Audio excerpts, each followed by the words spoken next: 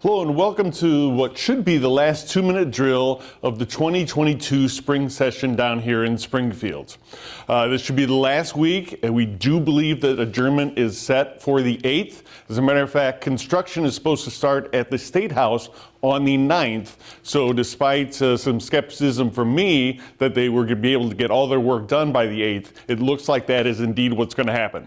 So let's run through the remaining issues really quickly here. First of all, I'll start with a little bit of bad news. House Bill 5555, the Chamber's regulatory streaming bill, does not look like it's going to get called this week. However, it is positioned with bipartisan support for the veto session, where we are modestly hopeful that the bill can go ahead and pass during the veto session. There's also a big energy trailer bill that is coming together. It's still under work. Lots of people trying to put different provisions in there. The biggest thing is that there will be higher fees for especially industrial users and other users, but there's some other elements in there that are actually useful.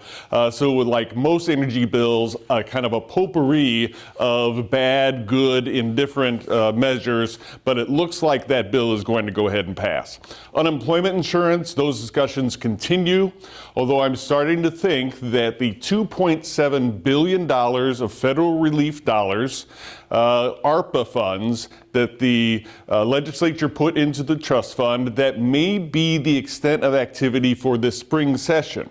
There's something called speed bumps, which are artificial, politically artificial, tax increases and benefit cuts that will force business and labor back to the table, probably in the veto session, to take care of the $1.8 billion of the deficit that have not been addressed by the $2.7 billion of federal funds that went on in.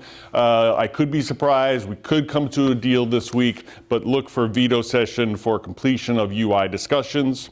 Also, a new bill popped up just in the last 10 days dealing with network adequacy.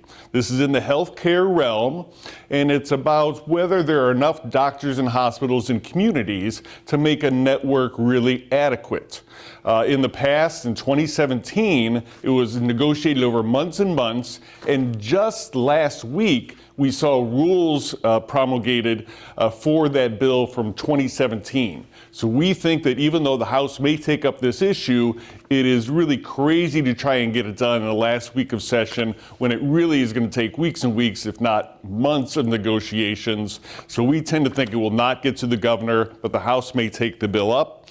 Finally, crime we've been talking about. I do believe we'll see a final version of a crime bill. What's in it, what isn't, remains to be seen. I think there were discussions all through the weekend. There are provisions in there that would impact online retailers that we think are maybe not necessary. So we will have to take a look at that, but there are certainly good things in there to combat crime. Finally, we're going to be on the lookout for surprises. Bills can pop up at the last minute and pass very, very quickly, so know that your entire staff is going to be looking out for those surprises. I look forward to doing a wrap-up video with you here once we get past the 8th. Have a great week.